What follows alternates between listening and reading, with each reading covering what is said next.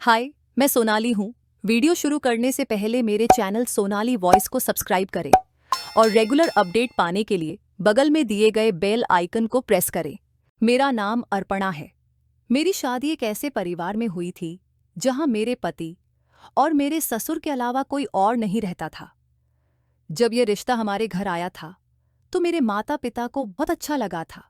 आजकल कौन नहीं चाहता कि कम सदस्यों वाले परिवार में अपनी बेटी की शादी हो, लेकिन अफसोस की बात थी कि मेरी शादी गांव में हुई थी। मैं शहर की पढ़ी लिखी लड़की थी और शहर में ही शादी करना चाहती थी। मेरी इच्छा थी कि मेरी शादी किसी अमीर परिवार के लड़के से हो और मैंने सुना था कि यह लड़का भी अच्छी नौकरी करता है। मुझे बताया गया कि यह लड़का शहर में नौकरी करता है, लेकिन वह गांव में रहता है। वह अपनी गाड़ी से सुबह शहर के लिए निकलता है और रात को वापस आ जाता है। यह सुनकर मुझे राहत मिली कि मुझे अपने मायके से ज्यादा दूर नहीं रहना पड़ेगा। लड़का देखने में बहुत स्मार्ट और पढ़ा लिखा था। उसकी फैमिली में भी सिर्फ 2 लोग थे, मेरे ससुर और मेरे पति। मुझे बताया गया कि मेरे ससुर की आंखों की रोशनी लगभग 2 साल पहले चली गई थी।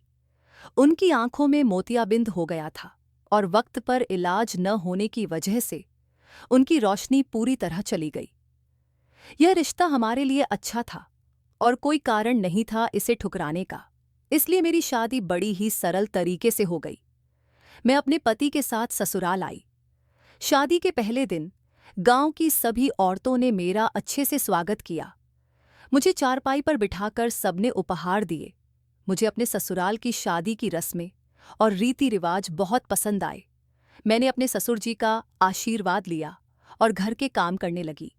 वह बहू बेटी कहकर मुझे पास बुलाते थे।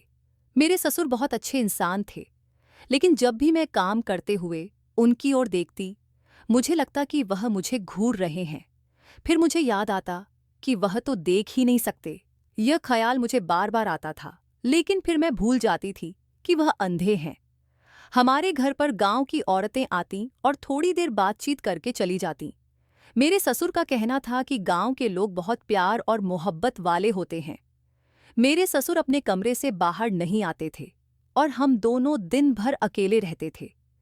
मेरे पति ने मुझे शादी की रात ही समझा दिया था कि मुझे उनके पिता का ख्याल रखना है। मेरे ससुर जी की आंखों की रोशनी जाने के बाद उन्होंने घर पर ही रहना शुरू कर दिया था। पहले हमारे घर में एक नौकरानी थी जो अब नौकरी छोड़कर जा चुकी थी। तब से घर में काम की परेशानी बढ़ गई थी। पड़ोस की एक मासी आकर खाना बना देती थी, लेकिन यह व्यवस्था हमेशा के लिए नहीं चल सकती थी। शादी की पहली रात मेरे पति ने मेरी बहुत तारीफ की और मैंने उन्हें भरोसा दिलाया कि मैं उनके पिता का हमेशा ख्याल रखूंगी। सुबह उठकर सबसे पहले मैं अपने ससुर जी के लिए नाश्ता बनाती थी। शुरू में मेरे पति बाजार से नाश्ता ले आते थे और मुझे आराम करने को कहते थे, लेकिन अब मैंने घर का सारा काम खुद संभाल लिया था, क्योंकि इस घर में कोई और महिला नहीं थी। मैंने अपने ससुर जी से कहा कि मैं घर का सारा काम खुद करूंगी। मेरी बात सुनकर मेरे ससुर और पति बहुत खुश हुए। मेरे पति ने कहा कि हमें अपने घर के लिए ऐसे ही लड़की की तलाश थी। उन्होंने कहा कि मैं न सिर्फ खूबसूरत हूं, बल्कि समझदार भी हूं।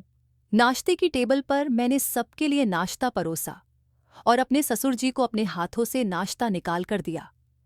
मेरे पति ने भी अपने पिता को अपने हाथ से नाश्ता खिलाया। मेरे पति धीमे धीमे मुझे देखकर मुस्कुरा रहे थे।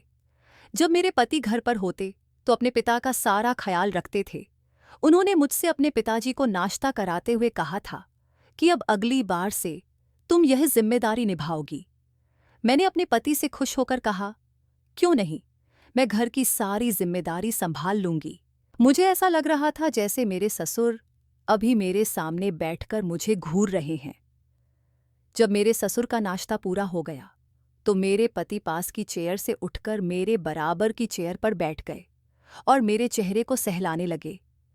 मुझे डर था कि कहीं मेरे ससुर हमें देख न लें, लेकिन मेरे पति ने इशारे से कहा कि वह हमें कैसे देख सकते हैं, उनकी आंखों की रोशनी नहीं है। मेरे पति मुझसे बहुत प्यार करते थे। जब मेरे पति घर पर नहीं होते थे तो मैं घर का काम बिना दुपट्टा डाले करती थी।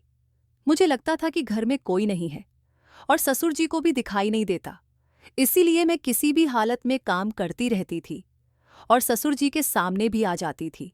मेरे ससुर बहुत अच्छे इंसान थे और उनकी आदत भी बहुत अच्छी थी। कभी कभी मुझे बहुत अफसोस होता था कि कितने अच्छे इंसान की आंखों की रोशनी कैसे जा सकती है। मेरे ससुर के चेहरे पर हमेशा मुस्कान रहती थी। एक बार मेरे पति ने मुझे बताया था कि मेरे पिताजी बहुत ईमानदार इंसान हैं। गांव में कोई भी उन्हें बुरा भला नहीं कहता। वह हमेशा लोगों की मदद करते आए हैं और सब लोग उनकी बहुत इज्जत करते हैं। मैंने अपने पति से पूछा था कि क्या आपने अपने पिताजी का इलाज नहीं करवाया। मेरे पति ने कहा, उन दिनों मेरी शहर में बहुत महत्वपूर्ण मीटिंग थी, इसलिए मैं कुछ हफ्तों के लिए वहां रुका हुआ था। पिताजी नहीं चाहते थे कि वह मुझे अपनी परेशानी बताकर परेशान करें। उन्होंने मुझे कुछ भी नहीं बताया और धीरे धीरे उनकी आंखों की रोशनी चली गई। जब मैं बहुत दिनों बाद घर वापस आया तब मुझे बात पता चली। अगर वह मुझे वक्त पर बता देते तो मैं उन्हें शहर ले जाकर उनका इलाज करवा देता और शायद वह ठीक हो जाते। लेकिन उन्होंने तो अपना इलाज न करवाने की जिद पकड़ ली थी। मेरे पति ने कहा था कि पिताजी को डॉक्टर के पास ले जाने की कोशिश की, लेकिन पिताजी हर बार मना कर देते थे। उन्होंने कहा था, मेरी उम्र हो गई है, मैंने अपनी जिंदगी में बहुत कुछ देख लिया है, अब तुम्हारी जिंदगी जीने का समय है, तुम शादी करो और अपनी जिंदगी जियो। मेरा क्या है, एक दिन इस दुनिया को छोड़कर चला जाऊंगा। पिताजी ने कहा था, फिक्र मत करो, मैं देख नहीं सकता, लेकिन सुन तो सकता हूं और तुम्हें महसूस कर सकता हूं। मैं बस तुम्हें खुश देखना चाहता हूं और चाहता हूं कि तुम्हारा घर बस जाए। मेरे पति ने कहा था कि पिताजी के सारे काम अब मेरी जिम्मेदारी हैं। मैंने अपने पति से वादा किया था कि आपके रहते हुए घर में कभी कोई परेशानी नहीं होगी। मेरे ससुर की पुरानी तस्वीरें देखी थी जिनमें उनकी आंखों की रोशनी थी और मेरी सास भी जिंदा थी। मेरी सास बहुत खूबसूरत थी और मेरे ससुर अपनी जवानी में बहुत हैंडसम थे।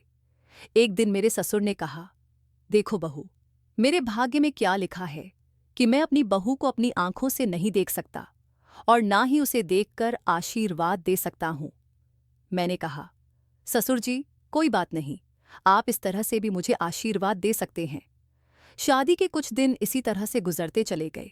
एक दिन मेरे पति को कुछ दिन के लिए शहर में रुकना पड़ा।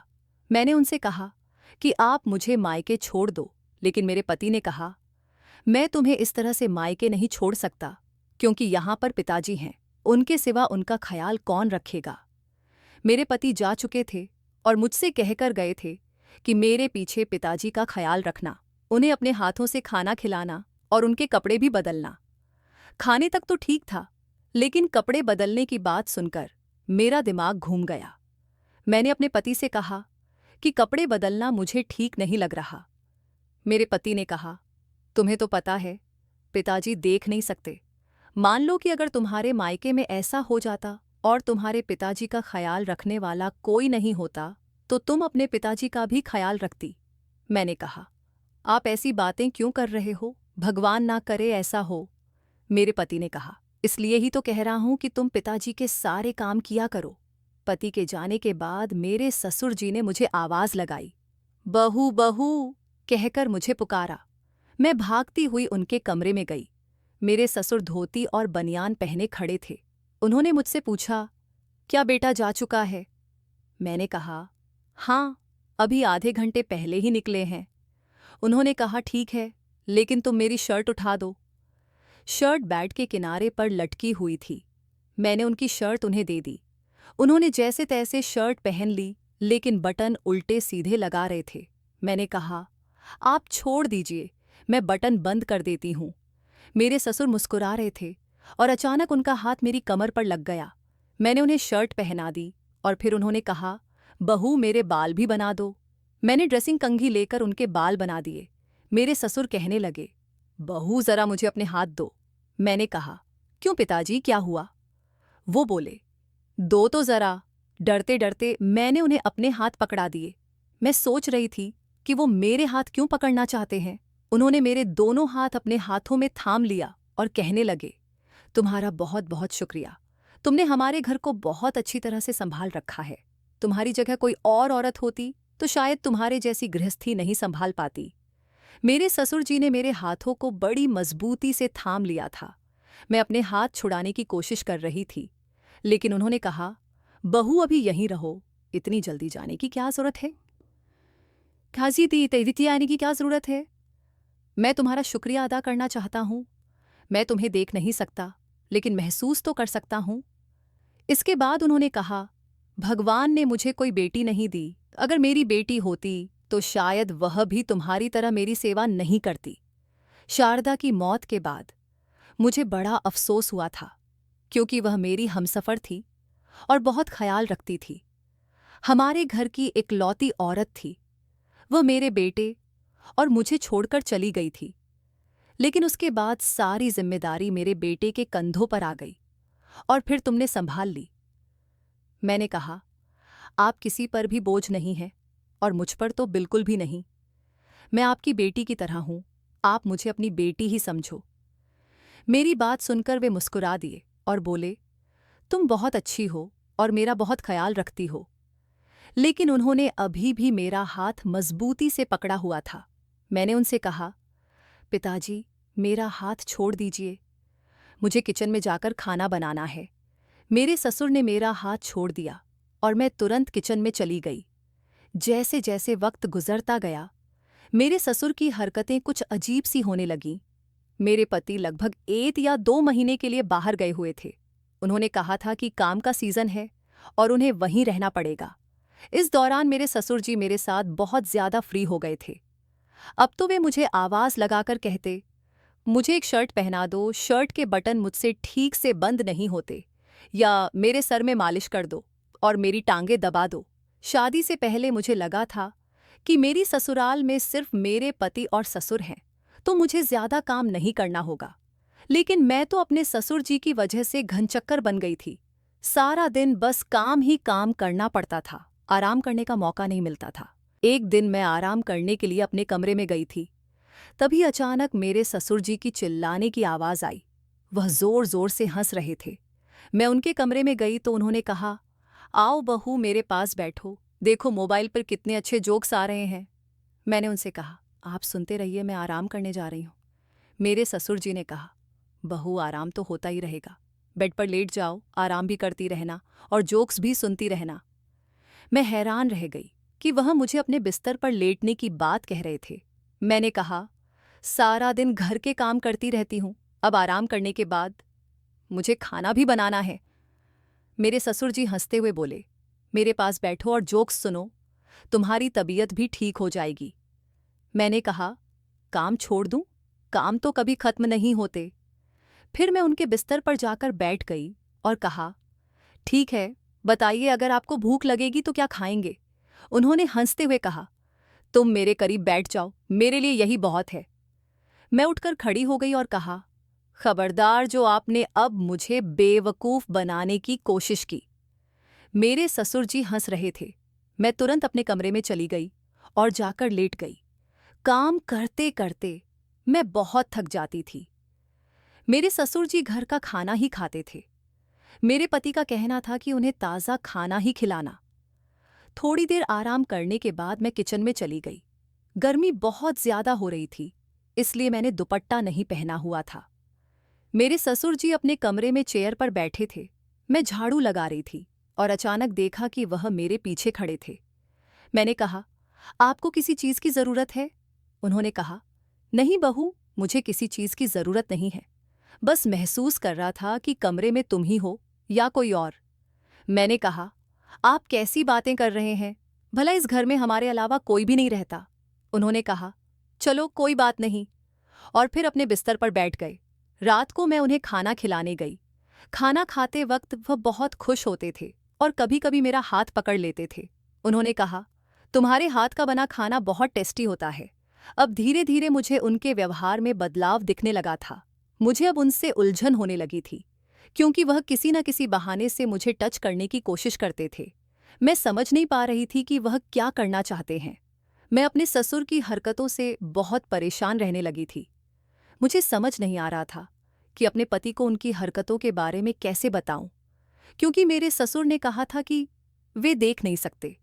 मुझे यकीन था कि मेरे पति मेरी बात पर यकीन नहीं करेंगे। एक रात मैं अपने कमरे में सो रही थी।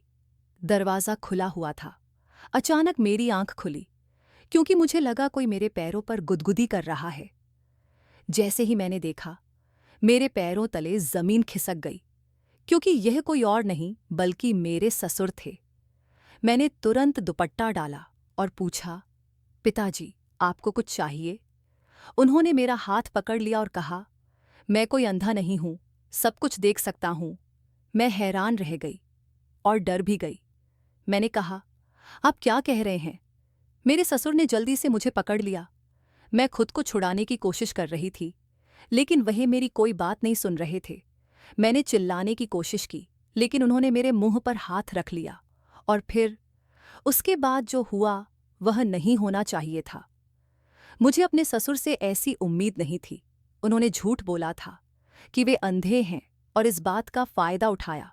उन्होंने मेरी इज्जत को तार-तार कर दिया। मैंने उनसे कहा, आपने मेरे साथ अच्छा नहीं किया। मैं आपके बारे में सब कुछ अपने पति को बताऊंगी। मेरे ससुर हंसते हुए बोले, मेरा बेटा कभी तुम्हारी बात पर यकीन नहीं करेगा क्योंकि उसे पता है कि मैं अंधा हूं।